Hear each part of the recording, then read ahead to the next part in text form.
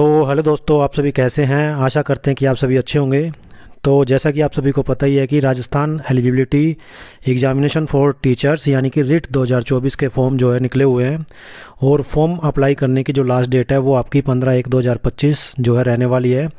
तो जिसने अभी तक फॉर्म अप्लाई नहीं किया है जल्दी से जाके जो है आप इसकी जो ऑफिशियल साइट है उस पर आप फॉर्म अप्लाई कर सकते हैं। तो इसकी ऑफिशियल साइट आपकी जो रहने वाली है वो है raj.board.rajasthan.gov.in पर जो है आप जाकर जो है फटाफट अपना फॉर्म जो है अप्लाई कर दीजिए। साथ में आपको ये भी पता होगा कि शॉर्ट नोटिस के हिसाब से जो आपकी डेट दी गई है, एग्ज़ाम की डेट भी जो है इसके अंदर दी हुई है। तो एग्ज़ाम आपका जो होने वाला है वो है 27 फरवरी 2025 और उस दिन आपका गुरुवार पड़ेगा। जिस हिसाब से जो नोटिफिकेशन है नोटिफिकेशन के अंदर दिया गया है तो 27/2/2025 को आपका एग्ज़ाम जो है होने वाला है। तो उसी के लिए क्या है कि रिट एग्ज़ाम के लिए जो है टॉपिक वाइज सब्जेक्ट वाइज जो है तैयारी हमारे जो चैनल के ऊपर जो आपको करवाई जाएगी। तो उसी के लिए हाँ, सबसे पहले हम क्या है कि दोनों जो पेपर आपके लेवल 1 और लेवल 2 जो होने वाले हैं उन दोनों पेपरों का जो है सिलेबस पहले डिस्कस कर लेते हैं। तो सिलेबस के बाद जो है हमारे जो है हर एक टॉपिक के हिसाब से आपको जो है वीडियो हमारे चैनल के ऊपर देखने को मिलेगा। तो सबसे पहले हम सिलेबस को डिस्कस करेंगे यहाँ पे कि कौन सा सब्जेक्ट आपका होने वाला है रिट एग्ज़ाम के अंदर और किस सब्जेक्ट्स में से कौन से टॉपिक आपके रहने वाले हैं। तो सबसे पहले जो लेवल 1 का जो है सिलेबस उसको डिस्कस कर लेते हैं। तो लेवल 1 जैसा कि आपको पता ही है कि कक्षा 1 से 5 तक जो है लेवल 1 का जो है रिट का एग्ज़ाम होगा आपका राजस्थान अध्यापक पात्रता परीक्षा 2024 के अंदर। तो इसमें आपका ये आपका सिलेबस जो है इसकी पीडीएफ आपको जैसे मैंने साइट बताया उस साइट के ऊपर भी आपको ऑलरेडी वहाँ पे मिल जाएगी। लेकिन यहाँ पे हम डिस्कस कर लेते हैं कि कौन कौन से टॉपिक आपको यहाँ पे देखने को मिलेंगे और कौन कौन से टॉपिक आपको हम जो है अपने चैनल के ऊपर वीडियो के माध्यम से आपको प्रोवाइड करवाएंगे ताकि आपकी तैयारी जो है बेस्ट हो सके। तो इसमें सबसे पहले बात आती है बाल विकास और शिक्षण विधियों की। तो लेवल 1 की बात करें तो इसमें जो खंड होता है आपका आपके पार्ट बनाए हुए हैं। तो पार्ट 1 के अंदर जो आएगा आपका खंड 1 जो रहेगा उसमें बाल विकास और शिक्षण विधियों का जो है जिक्र किया गया है। तो सीडीपी के अंदर जो आपका रहने वाला है इसमें आपका सबसे पहले बाल विकास के अंदर वृद्धि और विकास की संकल्पना, विकास के विभिन्न आयाम, सिद्धांत, विकास को प्रभावित करने वाले कारक, विशेष रूप से परिवार और विद्यालय हो गया इसके अंदर और उनका अधिगम के साथ संबंध, साथ में वंशानुक्रम और वातावरण की क्या भूमिका रहती है बच्चे के विकास के अंदर।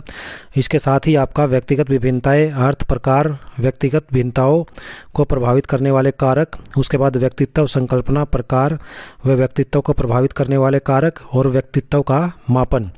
इसके बाद बुद्धि का जो है टॉपिक आता है। तो बुद्धि के अंदर इसकी बुद्धि की संकल्पना क्या होती है, परिभाषा क्या होती है, अर्थ क्या होता है, इसका सिद्धांत, इसका मापन, किस तरीके से बुद्धि को मापा जाता है और बहुबुद्धि सिद्धांत, और इसके साथ ही इसका निहितार्थ जो है आपको पढ़ना है। ये सिलेबस के अंदर दिया हुआ है। इसके बाद अगर बात करें तो इसमें आपका विविध अधिगमकर्ताओं की जो समझ, पिछड़े, विमंदित, प्रतिभाशाली, सृजनशील, लाभान्वित, वंचित, विशेष आवश्यकता वाले जो बच्चे होते हैं उनकी अधिगम अक्षमता युक्त बच्चों के बारे में जो आपको पढ़ना है यहाँ पे। उसके साथ ही आपने अधिगम में आने वाली कठिनाइयाँ वाला जो टॉपिक है वो देखने को मिलेगा। समायोजन की संकल्पना और तरीके, समायोजन में अध्यापक की भूमिका किस प्रकार से रहती है। तो हर एक टॉपिक को यहाँ पे आपको जो है क्लियर करवाया जाएगा हमारे चैनल के ऊपर, इसलिए चैनल को सब्सक्राइब करके ज़रूर रखें। अधिगम का अर्थ और संकल्पना, अधिगम को प्रभावित करने वाले कारक, अधिगम के सिद्धांत और इसके निहितार्थ, बच्चे सीखते कैसे हैं, अधिगम की प्रक्रियाएं, चिंतन कला, कल्पना का तर्क, अभिप्रेरणा व इसके अधिगम के निहितार्थ, ये आपने जो है इसमें सीडीपी के अंदर इसमें जो सिलेबस के अंदर दिए गए हैं आपके लेवल 1 के अंदर। शिक्षण अधिगम की प्रक्रियाएं, राष्ट्रीय पाठ्यचर्या रूपरेखा एनसीएफ 2005 जिसको बोलते हैं, इसके संदर्भ में शिक्षण अधिगम की व्यू रचना और विधियाँ, आकलन, मापन, मूल्यांकन, ये सारी चीज़ें जो है सतत मूल्यांकन भी आपको पढ़ना है। उपलब्धि परीक्षण का निर्माण और सीखने का प्रतिफल, क्रियात्मक अनुसंधान, उसके बाद शिक्षा का अधिकार अधिनियम 2009 भी जो है आपको पढ़ना पड़ेगा यहाँ पे, अध्यापकों की भूमिका और इसमें दायित्व क्या रहते हैं। उसके बाद मेन टॉपिक आपका एक और आ जाता है अलग से, वो आपका रहेगा एनईपी जो आपकी न्यू एजुकेशन पॉलिसी है। नेशनल एजुकेशन पॉलिसी जो 2020 आपकी न्यू एजुकेशन पॉलिसी भी इसको आप बोल सकते हैं। तो ये आपकी जो है प्रारंभिक बाल्य अवस्था देखभाल एवं शिक्षा, बुनियादी साक्षरता एवं संख्या ज्ञान, स्कूलों में पाठ्यक्रम एवं शिक्षण शास्त्र, शिक्षक, समतामूलक एवं समावेशी शिक्षा, उसके बाद स्कूल शिक्षा के लिए मानक निर्धारण और प्रत्यापन, और राजस्थान की सामयिक जो है बाल कल्याणकारी शिक्षा की योजनाएं जो है ये सारी जो है इस सिलेबस के अंदर सीडीपी के अंदर दे रखी है आपकी, जो आपको पढ़नी पड़ेंगी। तो इंग्लिश में भी ये दिया हुआ है। लेवल 1 के अंदर जो आपका फर्स्ट सेक्शन जो रहेगा ये चाइल्ड डेवलपमेंट के बारे में ही है। तो चाइल्ड डेवलपमेंट के मैंने टॉपिक जिक्र कर ही दिए, ये आपका इंग्लिश में दे रखा है यहाँ पे। तो इंग्लिश में आप देख सकते हैं, इसमें आपके मेन मैं बात कर देता हूँ। चाइल्ड डेवलपमेंट में जो आपको चीज़ें पढ़नी है वो growth and development, dimension principle, इस तरीके की चीज़ें, हेरिडिटी एनवायरनमेंट, इंडिविजुअल डिफरेंसेस, इसमें आपको देखने को मिलेगा। मीनिंग टाइप, ये सारी चीज़ें आपको पढ़नी है। उसके बाद पर्सनैलिटी का, उसके बाद इंटेलिजेंसी का, अंडरस्टैंडिंग डाइवर्स लर्नर्स और लर्निंग डिफ़िकल्टीज, एडजस्टमेंट, ये सारी चीज़ें आपको पढ़नी है। Meaning of concept of factor affecting learning, theories of learning, their implications, उसके बाद मोटिवेशन, इम्प्लीकेशन। तो ये सारी चीज़ें जो आपको सिलेबस के अंदर लेवल 1 के अंदर आपको पढ़नी पड़ेंगी। तो इसमें टीचिंग लर्निंग आ गया, एक्शन रिसर्च आ गया, राइट टू एजुकेशन एक्ट, ये आपका एनसीएफ आ गया 2005, राइट टू एजुकेशन आ गया, आरईटी 2009 जो आपका है इसमें। उसके बाद नेशनल एजुकेशन पॉलिसी 2020 के सारे जो पॉइंट्स आपको क्लियर करने हैं यहाँ पे। उसके साथ ही आपने जो है contemporary child welfare educational scheme of Rajasthan जो है, तो ये सारी चीज़ें सीडीपी के सिलेबस के अंदर रहेगी। ये आपका सेक्शन 1 रहेगा लेवल 1 के अंदर। उसके बाद बात करते हैं सेक्शन 2 की। तो सेक्शन 2 में आपको लैंग्वेज क्लियर करनी है। लैंग्वेज 1 के अंदर जो आपकी हिंदी दे रखी है, तो लैंग्वेज 1 के अंदर क्या है कि आपका हिंदी के अंदर क्या सिलेबस रहने वाला है उसको देख लेते हैं। तो इसमें भी आपके जो है कुल पर्सन 30 रहेंगे और 30 ही अंक के रहेंगे, एक अंक नंबर के। इसमें भी आपका जो टोटल क्वेश्चन है सीडीपी के अंदर वो भी आपके कितने रहेंगे, 30 यहाँ पे रहने वाले हैं। तो 30 क्वेश्चन आपने यहाँ पे मिलेंगे एग्ज़ाम के अंदर और 30 ही उसके अंक होंगे। इट मीन्स क्या है कि प्रत्येक क्वेश्चन का आपका अंक 1 रहेगा। तो इसी तरीके से क्या है कि जो आपका सेकंड सेक्शन है, सेकंड सेक्शन के अंदर आपको लैंग्वेज जो है क्लियर करनी है। तो लैंग्वेज के अंदर क्या है कि पहले हिंदी पे डिस्कस कर लेते हैं। तो हिंदी के अंदर क्या सिलेबस रहने वाला है, अगर आप लैंग्वेज 1 चूज़ करते हैं हिंदी को, तो अपठित गद्यांश, व्याकरण संबंधी ये आपकी सारी चीज़ें, पर्यायवाची, विलोम, वाक्यांशों के लिए एक शब्द, शब्दार्थ, शब्द शुद्धि, उपसर्ग, प्रत्यय, संधि, समास, ये सारी चीज़ें, संज्ञा, सर्वनाम, विशेषण और अव्यय, ये सारी चीज़ें आपको क्लियर करनी है। उसके बाद अपठित गद्यांश में बिंदुओं पर प्रश्न आपके आएंगे। रेखांकित शब्दों का अर्थ स्पष्ट करना, वचन काल लिंग ज्ञात करना, दिए गए शब्दों का वचन काल लिंग बदलना। उसके बाद वाक्य रचना के बाद वाक्य के अंग, वाक्य के प्रकार, पदबंध, मुहावरे, लोकोक्तियाँ, विराम चिन्ह, भाषा की शिक्षण विधि, भाषा शिक्षण के उपागम, भाषा दक्षता का विकास, ये सारी चीज़ें इसके अंदर आपको करनी है। इसके बाद हिंदी के अंदर ही आपका भाषाई कौशलों का विकास, सुनना, बोलना, पढ़ना, लिखना, हिंदी भाषा शिक्षण में चुनौतियाँ। उसके बाद शिक्षण अधिगम सामग्री, पाठ्य पुस्तक, बहु माध्यम और शिक्षण के अन्य संसाधन, भाषा शिक्षण में मूल्यांकन, उपलब्धि परीक्षण का निर्माण, समग्र तत्व मूल्यांकन, उपचारात्मक शिक्षण, राजस्थानी भाषा और बोलियों का सामान्य परिचय। तो ये सारी चीज़ें आपने हिंदी लैंग्वेज के अंदर करनी है। उसके बाद बहुविकल्पी प्रश्नों का मापदंड जो है कक्षा 1 से 5 के राज्य सरकार द्वारा निर्धारित पाठ्यक्रम स्तर 2024-25 के आधार पर होगा, लेकिन प्रश्नों का चयन जो है कठिनाई स्तर सेकेंडरी 10वीं के आधार पर तक क्या आएगी होगा। तो ये भी आपका एक नोट के तरीके से दे रखा है। इस लाइन को भी आप अच्छे तरीके से ध्यान में रख के अपनी तैयारी करेंगे। उसके बाद लैंग्वेज सेक्शन 2 के अंदर ही अगर आप लैंग्वेज 1 को इंग्लिश चूज़ करते हैं तो इंग्लिश का सिलेबस दे रखा है। इसमें आपका unseen, prose, passage, synonyms, antonyms, spelling, word formation, one word substitution, ये सारी चीज़ें आपको करनी है। उसके बाद unseen, prose, passage, part of speech, tenses जो आपने करने हैं। उसके बाद डिटर्मिनेट्स, उसके बाद degree of comparisons, framing questions including WH questions. इसके बाद active and passive voice, narration, knowledge of English sounds and phonetic symbols, ये सारी चीज़ें आपको करनी है।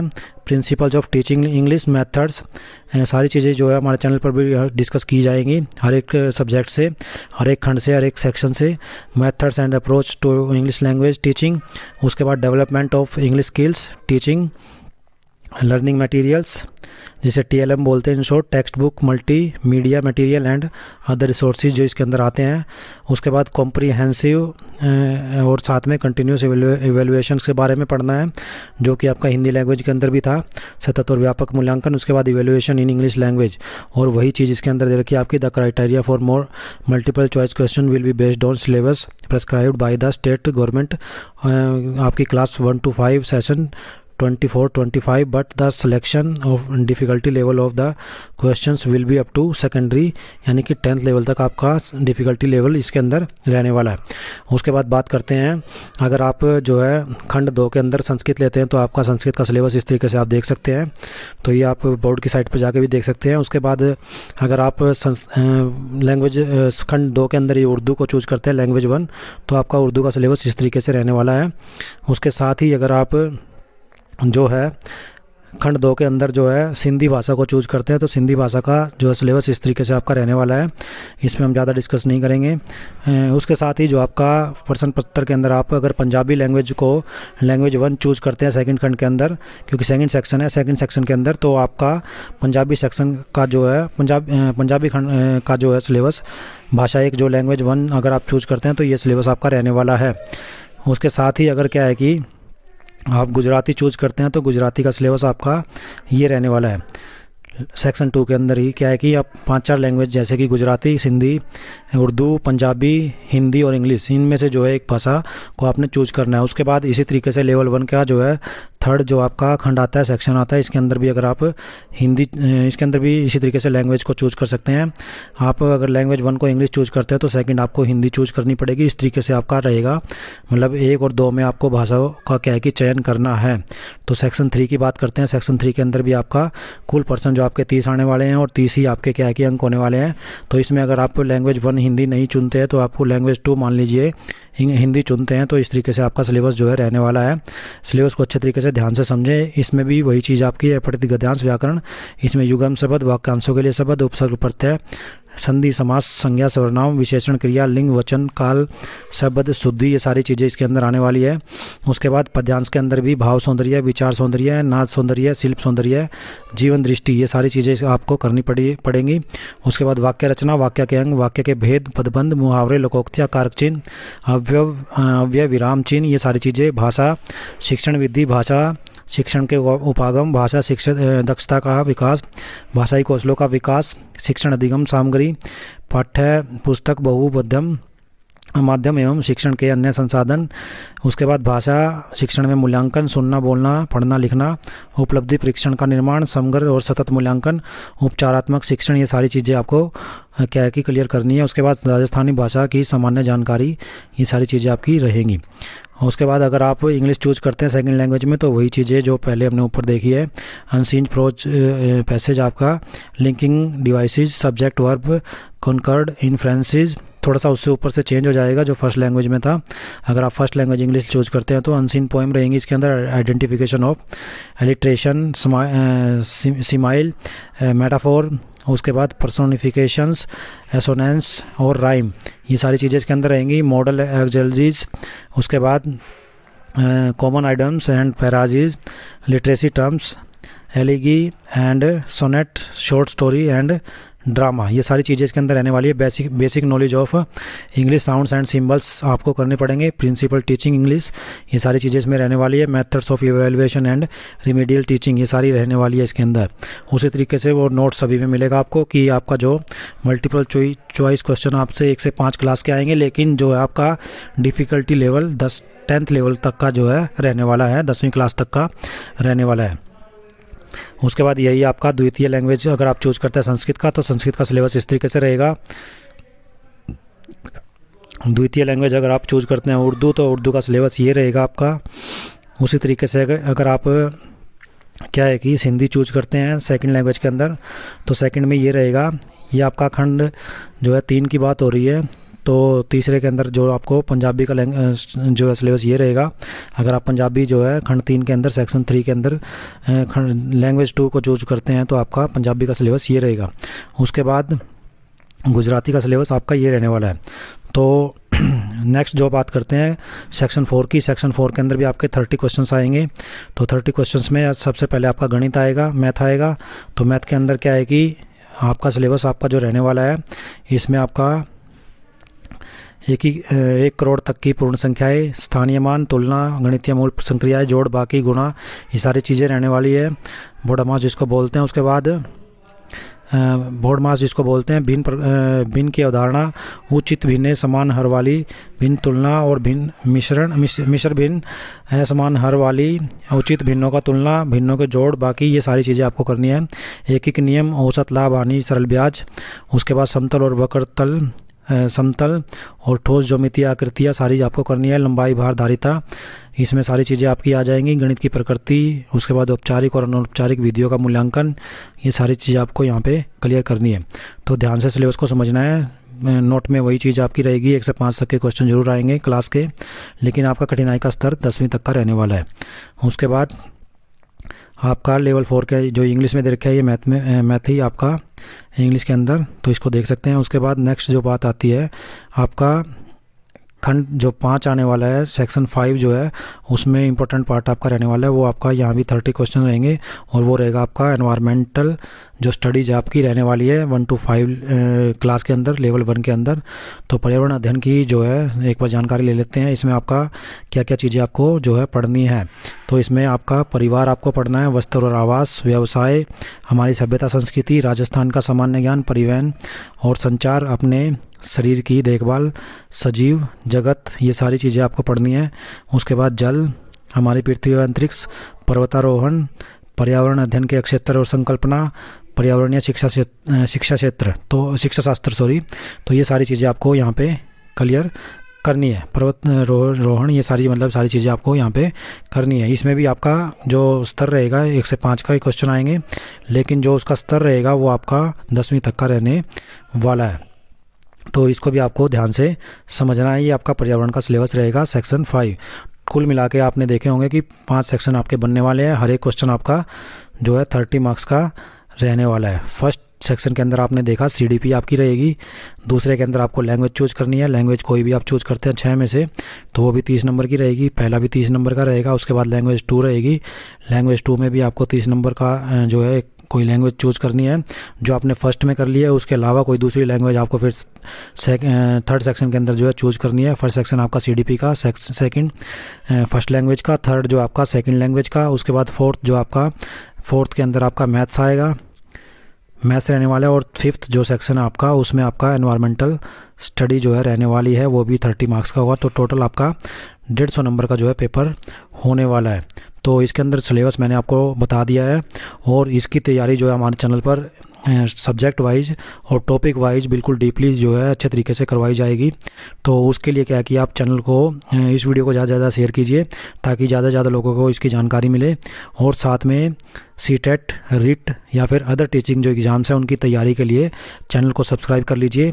और RIT के लिए तो ज़रूर कीजिए, क्योंकि आपका टॉपिक वाइज और सिलेबस वाइज जो है आपका हमारे चैनल के ऊपर वीडियो आते रहेंगे और आपकी तैयारी जो है मजबूत होती रहेगी, बढ़िया होती रहेगी। तो उसके लिए चैनल को सब्सक्राइब कर लीजिए। धन्यवाद।